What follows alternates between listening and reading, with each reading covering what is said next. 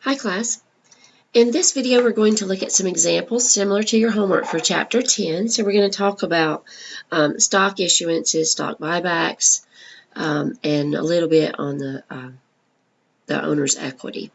So let's see, this first one says Power Drive Corporation designs and produces golf equipment, golf apparel. They have 100,000 shares of common stock outstanding as of the beginning of 2018. And they've got some transactions that are listed. It says record each of these transactions. So it looks like we got 5 transactions. Oh, and there is a note that says if no entry is required, select no journal entry required. All right, so we issued 56,000 additional shares of $1 par value common stock for $53 a share. All right, so anytime we issue stock, if they're paying us cash, then we're going to record that. No, not that, cash. There we go. We're going to actually get cash. It says they paid us $53 a share. So the cash that we receive is what they paid us. So that's $53 a share times 56,000 shares. Looks like 2,968,000. So that's actually the cash we received. I'm going to skip a line here because I want to talk about not capital, common stock. There we go. We're issuing common stock, so we're going to record that common stock on our books. The common stock account or the preferred stock account, regardless of whether it's common or preferred, if you issue stock, then you issue stock for an amount that you're able to get for it, which is the cash, but the amount that goes in that stock account, whether it's common stock or preferred stock, is going to be based on the par value, if there is a par value to the stock. So this says there is a par value. The par value is $1 per share. So the amount that goes in the common stock is the amount based on par value, which would be $1 times 56,000 shares, $56,000. The difference in these two amounts is what we call additional paid-in capital. And lots of times you'll see that actually is a longer account name. It'll say additional paid-in capital in excess of par. So this paid-in capital is the amount that's in excess of par, which for this, they paid, of the $53, $1 was par, and the other $52 was excess of par. So that's what goes in this additional paid-in capital. So you can do this a couple of different ways. You can take the difference between that and just plug that amount. Or you can figure out how much for each share is at excess, which would be the $52 that was additional capital paid in. And you can take the $52 times the 56,000 shares. Either way, you'll come up with the same answer.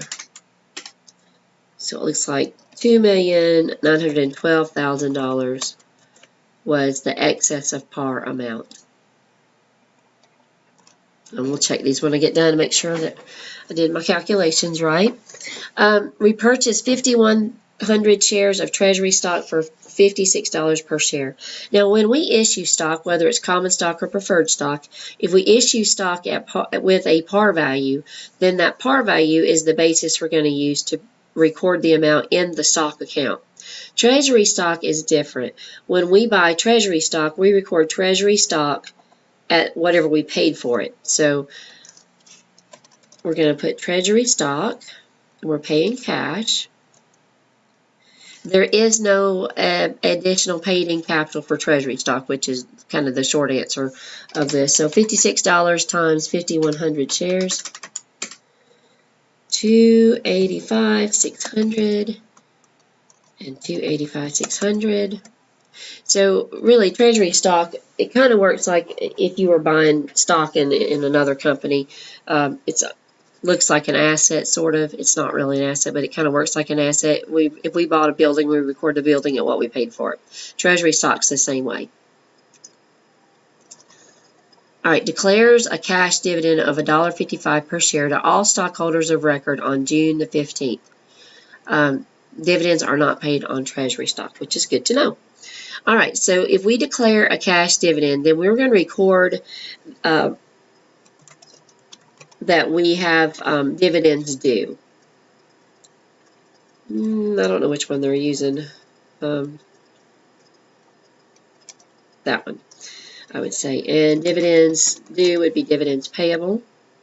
Stock dividends would be dividends that we're paying out in stock. Dividends this is actual money we're going to pay out. All right, so it's $1.55 per share. So let's see, we had 100,000 shares outstanding, and then we issued 56,000 shares. So we have 156,000 shares outstanding, and then we purchased some of those back. So we're going to take those 5,100 shares back out. So the 100,000 plus the 56,000 minus the 51,000, I get 150,900 shares outstanding. And those are the shares that we're going to pay dividends on. So that would be 150,900 shares times $1.55 per share. It's like the dividend expense that we have is $233,895. The dividends that we owe, $233,895. And before we go any further, let's just make sure we're good up to this point. I have been known to get crazy on the calculator keys. So those look good. Entry 4 pays the cash dividend declared. So if we are paying the dividend, we've got the amount, $233,895. We are paying that payable. So that's a credit in the payable. To pay it, we're going to debit the dividend payable. And we're giving them cash for dividends, so we're going to credit cash. And that's just for the amount of dividends that we calculated. And then entry 5. Reissues 2,550 shares of treasury stock purchased on May the 1st for $61 a share.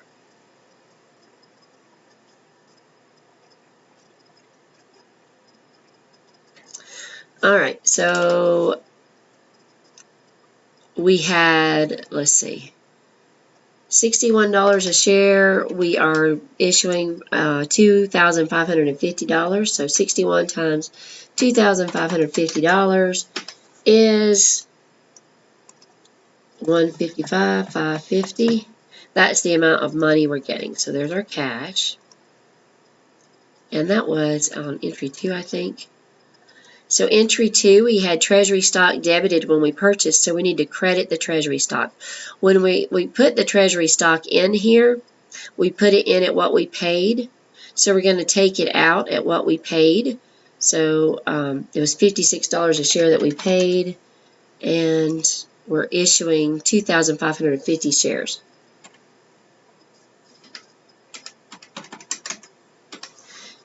So we're going to take the treasury stock out at what we put it in at. $56 a share would be $142,800. Now, we paid, I already forgot, let's see, we paid $56 a share, and we resold it for $61 a share, and it bumped it up a little bit. I guess it's okay. So there's a difference. We actually sold it for more than we paid for it, so you can actually plug this number by taking the $155,550 and subtracting the $142,800. We need a credit of $12,750.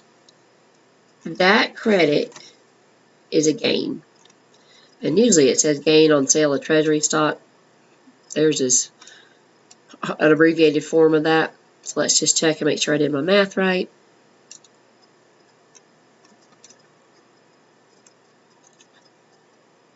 Yep. I think they are not putting it in as a gain. I'd say they are putting it in additional paid in capital. Sorry about that. Since it's our own stock, where's my check mark? Since it's our own stock, it's additional paid in capital, so we don't get a gain on our own stock. So my apologies. So they should look like that. This is an entry of common stock, and since we got more than par, we have additional paid in capital.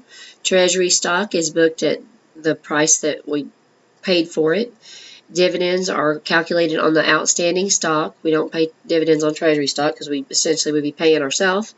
So this is when we declared the dividends. This is when we paid the dividends. There actually is another date that would go in the middle of these two. That would be the date that we determine who's on record, who we're going to pay. And so that's like the date of record. So we're essentially looking to see who owns stock on those particular days, because it changes from day to day. People sell stock.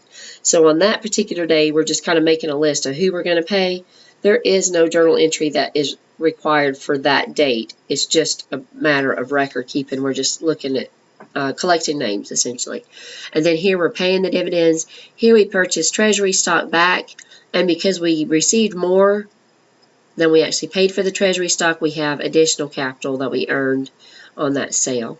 So that is all of that one.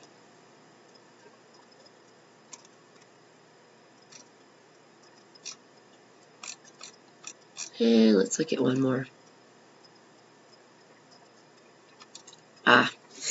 All right, so this one has a statement of stockholders' equity. We've got Power Drive Corporation designs and produces golf equipment and golf apparel. They have 100,000 shares of common stock outstanding, and they've got transactions, and we've got some beginning balances, and it says prepare the statement of stockholders' equity. And so the first thing that I would do would be put in those beginning balances. So common stock is 100,000. Oh, they already did it for us. There's our balances. And then you just kind of got to fill in these amounts, but they're going to kind of be scattered in this statement of stockholders' equity depending on what column they relate to. So it says March the 1st, issued 58,000 additional shares of $1 par common stock for $55 a share. So if we issued 58,000 shares of $1 stock, that would go issue common stock. And in the common stock column, that's going to be the par value of those stocks. So it's $58,000 of par. Whoops, $58,000 of par value. But we didn't issue them for $58,000. We issued them for much more than that. We issued them for $55 a share.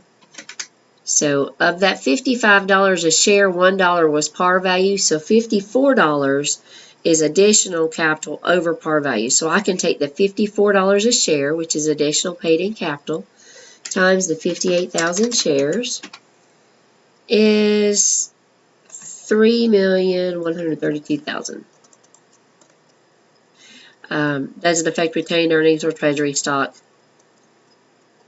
And let's just leave this totals for just the time being, in case something else happens. Purchased 5,300 shares of treasury stock for $5,800 a share. I'm sorry, for $58 a share. So 5,300 shares times $58 a share would be treasury stock that we would book, and we booked treasury stock at what we paid for it. So what we paid was $307,400.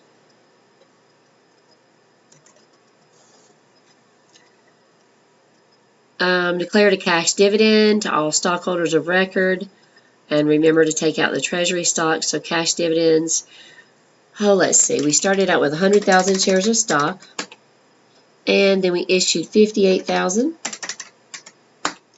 and then we bought back 5,300, so we're going to subtract those out. So I got 152,700 shares times the dividend of $1.65 a share.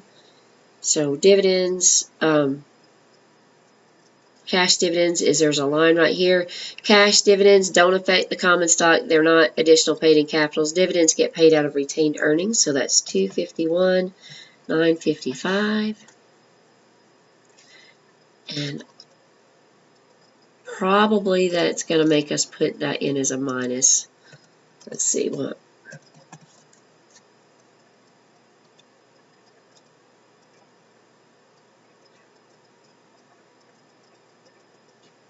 And then when we pay the cash dividend, we're just paying off a debt, so that's not going to go in here anywhere. Reissues treasury stock at $63 a share, so that would be in the sale right here, and we're in the treasury stock column, so we're reissuing treasury stock, 2,650 shares, and when we reissue treasury stock, we're going to first calculate it at what we bought it for, $58 a share. So we're going to take out of this treasury stock $153,700. So we're reissuing that stock, and that amount is based on the price that we paid to begin with. The difference is additional paid-in capital. So we paid $58 a share to start with, and we sold them for $63. So that's a difference of $5 a share. So that $5 a share would be additional paid-in capital. So $5 a share times $26.50. And that's going to be here. Additional paid-in capital, $13,250. And let's see. Power Drive Corporation has the following beginning balance. Oh, that was the beginning. And we need then for our net income.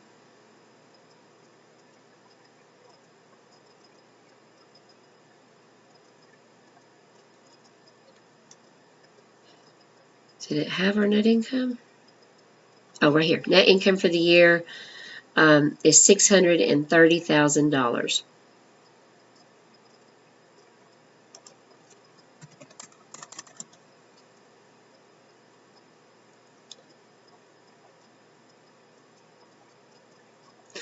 And so we're going to, oops, not $630. The total should be the across.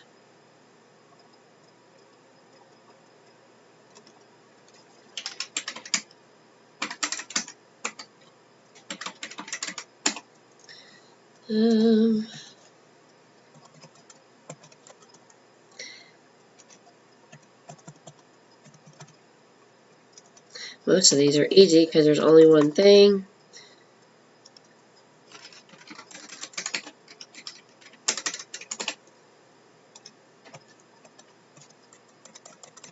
And I'm going to check my work to make sure that I didn't forget anything and that everything's in the right place.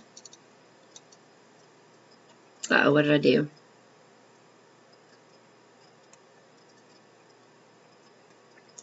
I bet I calculated based on the wrong amount. So let's try to fix our treasury stock. 5,300 shares at $58 a share. Well, that's what I got.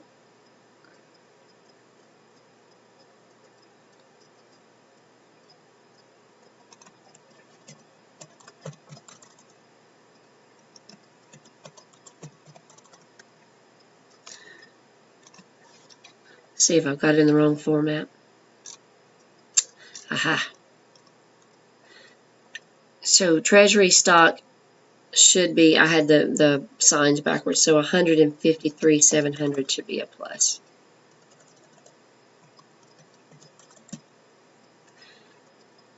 All right, so then that has to be a minus. 7,400, and this one should be 153,700 plus 13,250.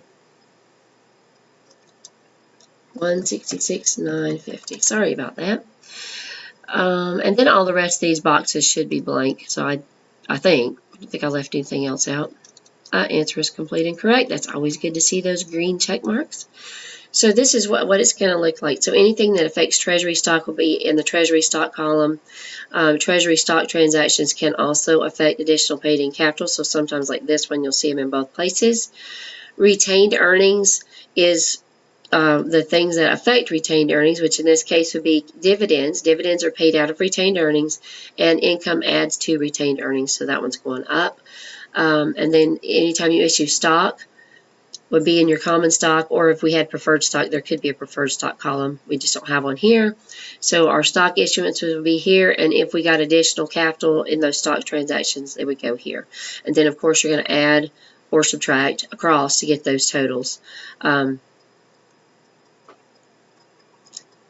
because we purchased, and I wasn't really paying attention, because we purchased treasury stock, we actually paid out cash for the purchase of treasury stock, which actually decreases the stock that we have outstanding, which should decrease our equity. So that's why that purchase is decreasing our equity, and then the sale is increasing our equity. So we're reissuing stock. When we issue stock, we increase equity. So sorry I had those backwards, but that should give you a good example of how you're going to complete this problem. But as always, if you need help on any of the problems, please feel free to contact us.